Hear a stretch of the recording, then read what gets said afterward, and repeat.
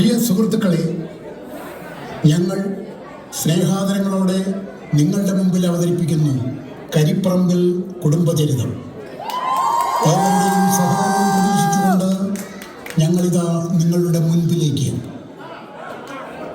കഥയുടെ തുടക്കം അങ്ങ് ദൂരെ മലബാറിലെ മടമ്പത്ത് നിന്നും ആരംഭിക്കുന്നു.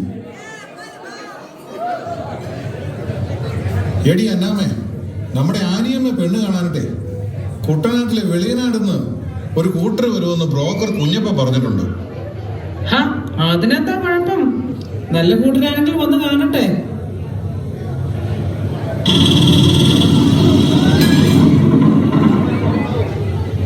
ഓ, ഈ മലബാറിൽ പെണ്ണ് കാണാൻ വന്നിട്ട് മടുത്തുപോയി. എന്തൊരു യാത്രയാണ്! നടുവല്ല ഒടിഞ്ഞ് വഴി മുഴുവൻ കുഴിയും. അതിനെന്താടി, നിനക്കൊരാങ്ങളയല്ലേ ഉള്ളൂ. പെണ്ണങ്ങ് സൗദിയിൽ വലിയ കമ്പനിയിലാ ജോലി. കുറച്ച് യാത്ര ചെയ്താലും കുഴപ്പമില്ല. ഇതൊന്നും നടന്നു കിട്ടിയാൽ മതി എന്റെ തമ്പുരാനെ. ആൻസിയെ പെണ്ണു കാണുന്നതിനായി 2 ദിവസത്തെ യാത്രയ്ക്ക് ശേഷം മടമ്പത്തുള്ള മുല്ലൂർ തറവാട്ടിൽ ഷാജിക്കുട്ടി കരിപ്പറമ്പിലും മറ്റു ബന്ധുക്കളും എത്തിയപ്പോൾ മുല്ലൂർ ഫിലിപ്പും അന്നമ്മയും കൂടി അവരെ സ്വീകരിക്കുന്നു.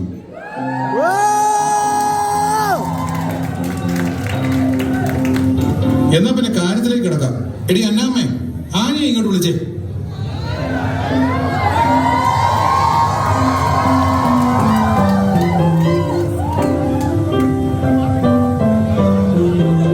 എന്താ പേര്? ആൻസി. എവിടെയാ ജോലി? സൗദി അരാംകോയിൽ. നിങ്ങളുടെ അവിടെയൊക്കെ എങ്ങനെയാ? വിൻഡോ എ സി ആണോ സ്പ്ലിറ്റ് എ സി ആണോ?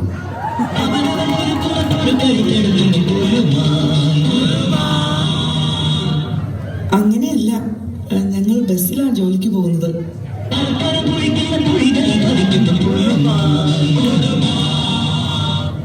എടാ ഷാജിയെ, എങ്ങനെയാ നിനക്ക് പെണ്ണിനെ ഇഷ്ടപ്പെട്ടോടാ? ആ, എനിക്കിഷ്ടപ്പെട്ടു. ആനി മോളെ, നിനക്ക് ഇഷ്ടപ്പെട്ടോ ചെറുക്കനെ? അപ്പച്ചനും അമ്മച്ചിക്ക് ഇഷ്ടമാണെങ്കിൽ. അങ്ങനെ കരിപ്പറമ്പിൽ ഷാജിക്കുട്ടിയും മുല്ലൂർ ആൻസിയും തമ്മിലുള്ള വിവാഹം ഫാദർ ജേക്കബ് മുല്ലൂരിന്റെ മുഖ്യ കാർമ്മികത്വത്തിൽ 11/10/1993 വെളിയനാട് മിഖായേൽ മാലാഹയുടെ പള്ളിയിൽ വെച്ച് ആശീർവദിക്കപ്പെട്ടു.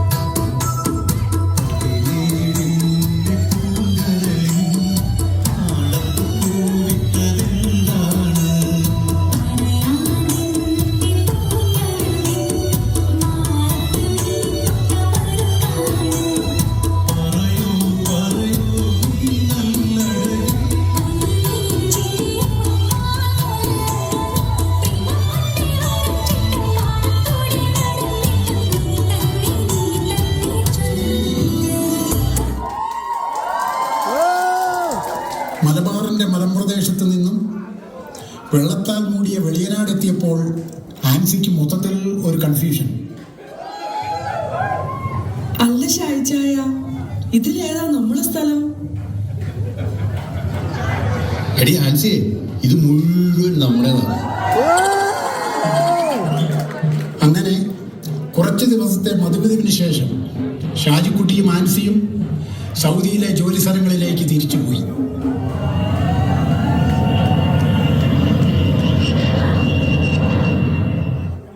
ഭാര്യയെ കാണുവാൻ സാധിക്കാത്തതിനാൽ ഷാജിക്കുട്ടി അസ്വസ്ഥനാകുന്നു.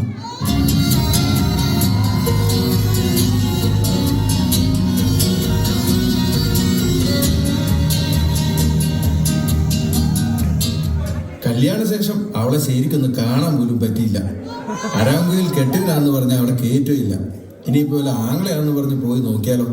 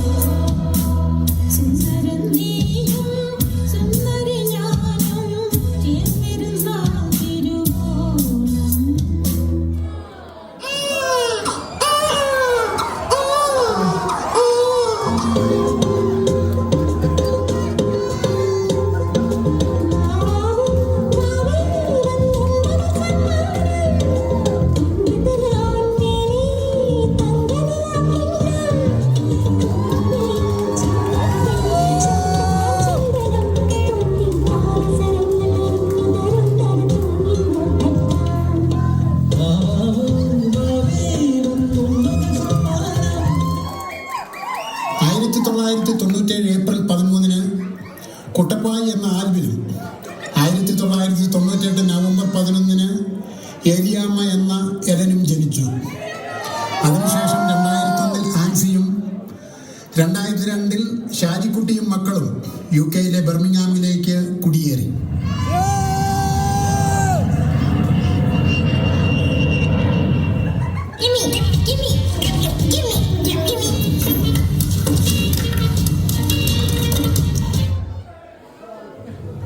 തല്ലുന്നു തഴുകുന്നു പപ്പ, എല്ലാം നല്ലതിനായി മാത്രം. പപ്പ പാടിയ പോലെ നിങ്ങളൊന്ന് പാടിക്കേ. പപ്പ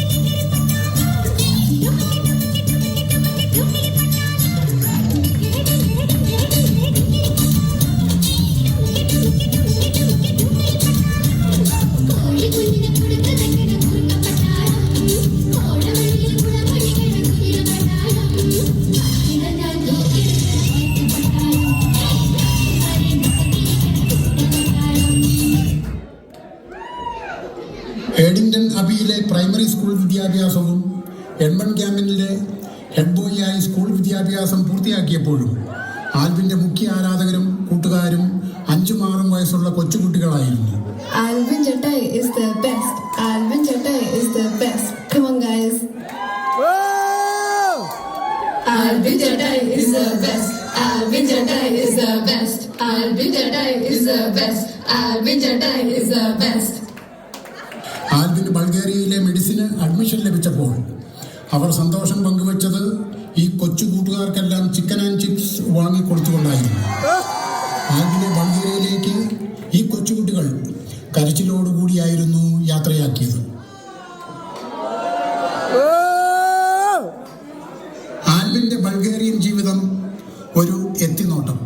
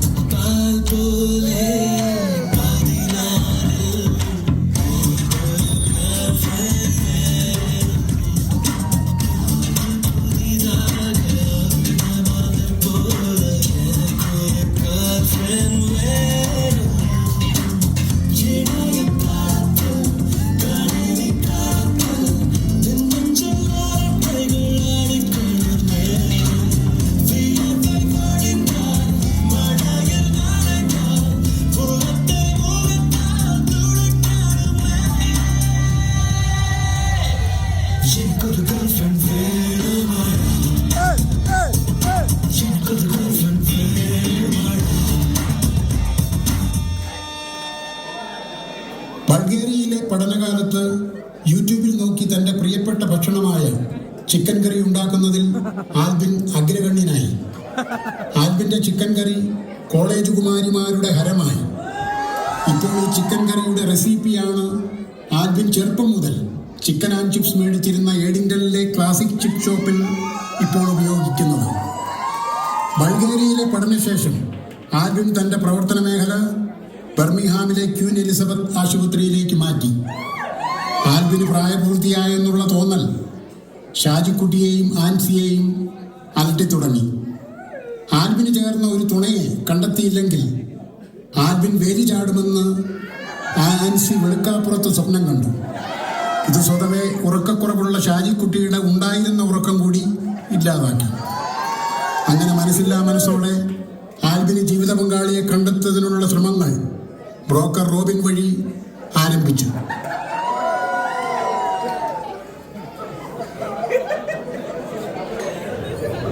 എടി റെജി, നമ്മുടെ ദിവ്യയുടെ പഠിത്തമൊക്കെ കഴിഞ്ഞല്ലോ. അവൾക്ക് കല്യാണപ്രായമൊക്കെ ആയി. ആ ബ്രോക്കർ റോബിൻ ഒരു ചെറുക്കൻ്റെ കാര്യം പറഞ്ഞിരുന്നല്ലോ. നമുക്കതൊന്ന് ആലോചിച്ചാലോ? എന്റെ ദൈവമേ, നമ്മുടെ പെണ്ണിനെ ഇത്ര പെട്ടെന്ന് കെട്ടിക്കാറായോ? നമുക്കിത് ആദ്യം അവളോടൊന്ന് ഡിസ്കസ് ചെയ്താലോ?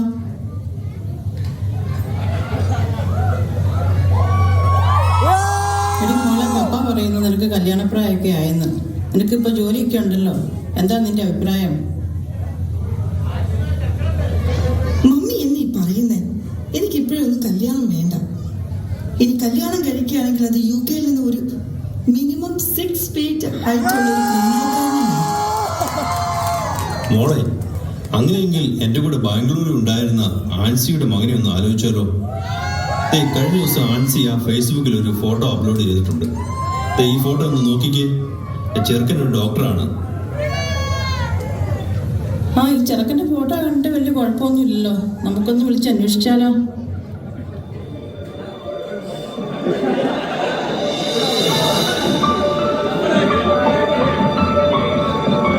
ഷാജിക്കുട്ടിയും ആൻസിയും ആൽബിനും എലനും ആൻസിയുടെ ആങ്ങളയും കൂടി ദിവ്യയെ പെണ്ണു കാണുന്നതിന് ബിജു റെജി മച്ചാനിക്കലിന്റെ ലണ്ടനിലെ വീട്ടിലെത്തുന്നു.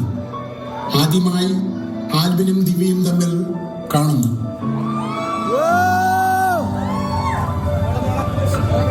നിങ്ങളുടെ യാത്രയൊക്കെ സുഖമായിരുന്നോ? മോട്ടോർവേയിൽ ട്രാഫിക്കൊക്കെ എങ്ങനെയുണ്ടായിരുന്നു? വലിയ കുഴപ്പമൊന്നുമില്ലായിരുന്നു. ആൻസിക്ക് നൈറ്റ് ഡ്യൂട്ടി കഴിഞ്ഞ് വന്നതുകൊണ്ട് വണ്ടിയിലിരുന്ന് ഭയങ്കര കൂർക്കം വരെയായിരുന്നു. അത് കേട്ടിട്ട് ഞങ്ങൾക്ക് ഉറക്കം വന്നു. അതുകൊണ്ട് ഞങ്ങൾ ഇടയ്ക്ക് ഒന്ന് ഇറങ്ങി ഒന്ന് ചൂടാക്കി ഇങ്ങ് പോകുന്നു. തമ്പുരാന്റെ അനുഗ്രഹം കൊണ്ട് യാത്ര വലിയ കുഴപ്പമില്ലായിരുന്നു. ഞാൻ ദിവ്യയുടെ അമ്മാച്ചനാണ്. ഇത് എൻ്റെ ഭാര്യ. ഞാൻ ആൽബിന്റെ അമ്മാച്ചൻ. ഇത് എൻ്റെ ഭാര്യ. എന്നാൽ നമുക്ക് കാര്യത്തിൽ കിടക്കാം. എടാ റെജി, നമ്മുടെ ദിവ്യനെ നിങ്ങൾ വിളിച്ചേ. മോളെ ദിവ്യേ,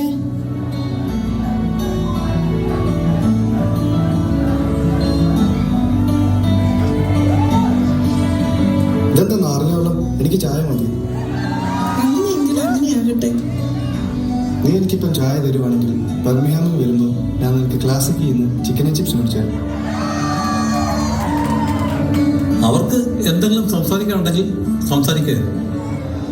എത്രയോ ജന്മമായി നിന്നെ ഞാൻ തേടുന്നു,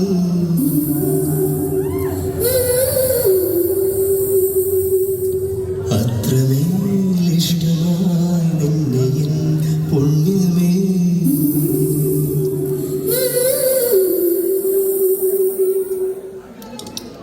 എടാ ആൽബിനെ, നിനക്ക് എങ്ങനെയാ പെണ്ണിനെ ഇഷ്ടപ്പെട്ടോ? ദിവ്യമോള് എങ്ങനെ ഓക്കെ അല്ലേ? മൗനം സമ്മതമാണെന്ന് നമുക്ക് കണക്കാകാം. ബിജു, എങ്കിൽ നമുക്ക് പിന്നെ ബാക്കി കാര്യങ്ങൾ തീരുമാനിക്കാം.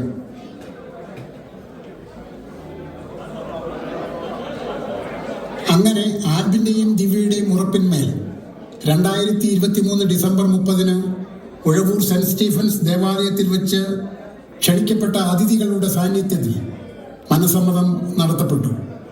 ആൽബിന്റെയും ദിവ്യയുടെയും പ്രണയം ഇന്ന് ചന്തം ചാർത്തൽ വരെ എത്തിയിരിക്കുകയാണ്. ഇനിയുള്ള കാര്യങ്ങൾ നമുക്ക് നേരിൽ കാണാം.